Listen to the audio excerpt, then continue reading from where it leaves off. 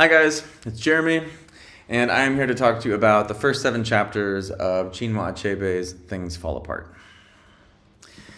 So first, I would just like to acknowledge that rather than approaching the work from the perspective that there's one singular unifying message or theme, I find it more helpful to approach analysis by acknowledging the plurality of themes and ideas that can emanate from a work, especially when we're just talking about the first several chapters where there's a lot of stuff going on. And I'm going to talk about just one of the themes that I feel are integral to the story, and specifically that is human experience as something that is inextricably bound to the supernatural. And constituent to that are fear and darkness as elemental motifs, also an articulation of this through the treatment of human agency in the story, the expository style of the story itself, and also characterization techniques. And what this does is it helps to establish the Igbo or Igbo, because Google gave me a different spelling, their community's moral, ethical structure and worldview, and it just further familiarizes us with why the characters do what they do. Also, I'd like to point out that I spell it that way, supernatural with the parentheses, because I think something that Achebe wants us to be very much aware of is that things that we would differentiate among in the West, corporeality, the natural world, the supernatural, those things are one and the same in the worldview of the Igbo people. And you see that baked into the text through these different ways. Also, you could spend just as much time talking about what I feel are some of the other major themes shown at the bottom there in the text, specifically the very firmly defined gender roles, which are huge in the story, and also the generational expectations that are wrapped up in that. But I'm going to talk about the kind of human existential experience that I identified first.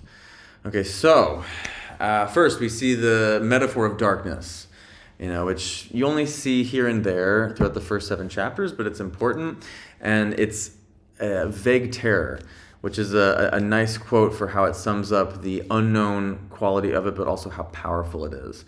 And there's an acceptance we see of corporeal existence as anchored by this innate, powerful, and unknown force or set of forces. It's just part of everyday life. So, for example, the mundane converted into the sinister in the dark, as in string, as a superstitious euphemism for a snake.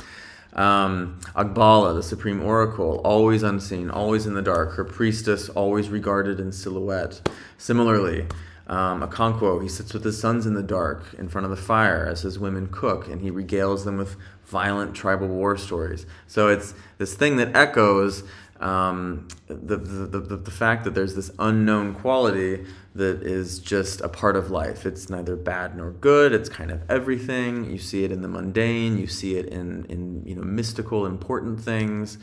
And then fear, we see, is integral to this as a cultural trope. And we're told that Okonkwo's life is dominated by fear. And even though this is something that you could talk about as a character flaw and something very much tied to gender, it's a thing of necessity as well in terms of its supernatural qualities. So, and then also its spiritual qualities. So, for example, sacrificial practices to ancestors, carried out for protection, the kola nut sacrifices, the animal sacrifices, this ingrained awareness for great evils, evil spirits, great evil referring to, when Okonkwo beat his wife during the week of peace, and also evil spirits mentioned throughout. For example, when Akwefi answers the call from outside saying, "Is that me?" because it could be an evil spirit trying to fool her. It just permeates everyday practices. Then we've got, limited expanses, spiritual boundaries, mysterious origins of things that Achebe articulates to, further foreground kind of how, human existence and totality is regarded.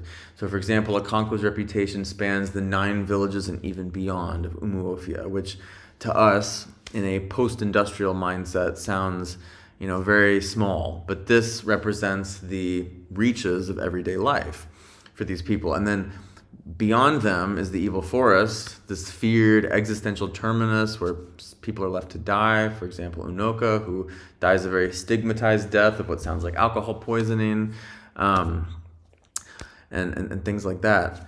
Also, items in the narrative that have this cryptic quality, like the war medicine of Umuofia, which has unknown provenance, and we're told it's very old, but nobody knows how old. Things like that just permeate the story and further drive those ideas home. Then we encounter really interesting examples like the drummer's rhythm at the wrestling match, which is kind of this totalizing existential metaphor that Achebe employs. And I'm going to read the short passage to you. It's in my copy of the book. It's on page 39. The drums were still beating, persistent and unchanging. Their sound was no longer a separate thing from the living village. It was like the pulsation of its heart. It throbbed in the air, in the sunshine, and even in the trees, and filled the village with excitement. And then later we're told that the drummers were possessed by their instruments. So we see that there's this, interdependence of the physical, the spiritual, the natural world, the supernatural. People feel it in their bodies. You can see it in the weather and the surrounding environs. The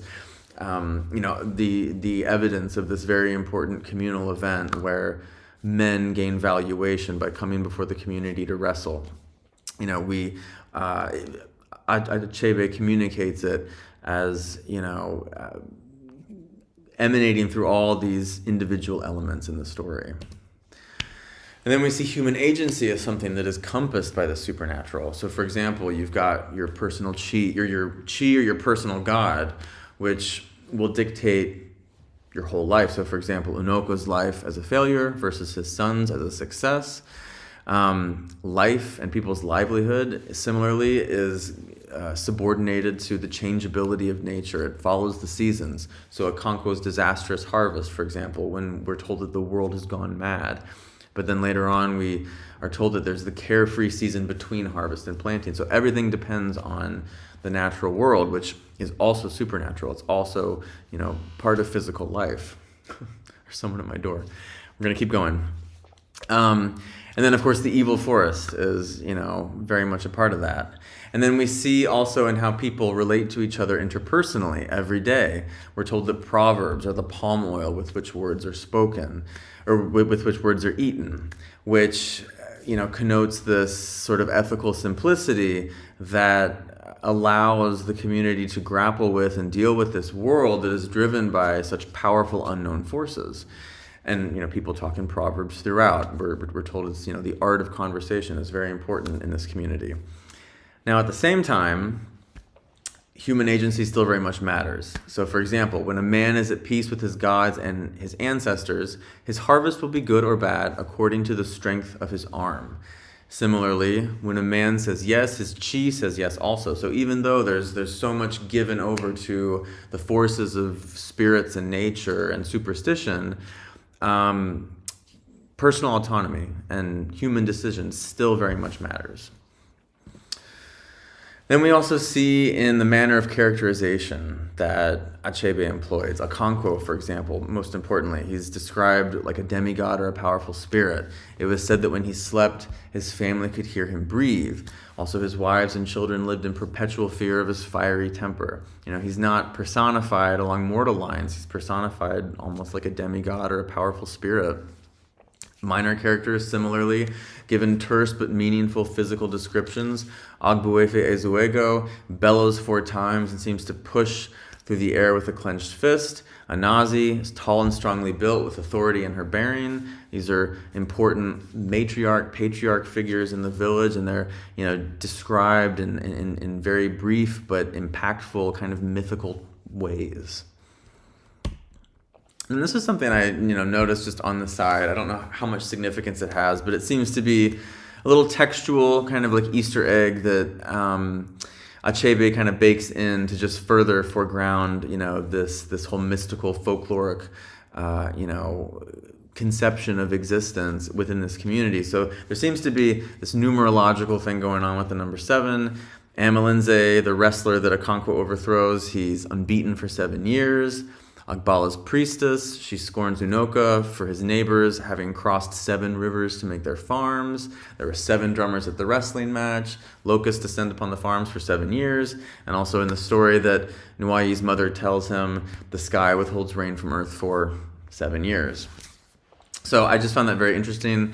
I don't know whether it's like an attempt to bridge Western spiritual traditions with those of Nigerian communities, or maybe it's a syncretic thing that's common. It's a common thread between cultures. I think, that would be that's possible as well. But it just seems to be one other way that Achebe foregrounds this kind of interdependence of the natural world, the supernatural, the physical side of existence, as all being this sort of cyclic, totalizing thing within this community. So, yeah. All right, guys. Thanks for listening. Bye.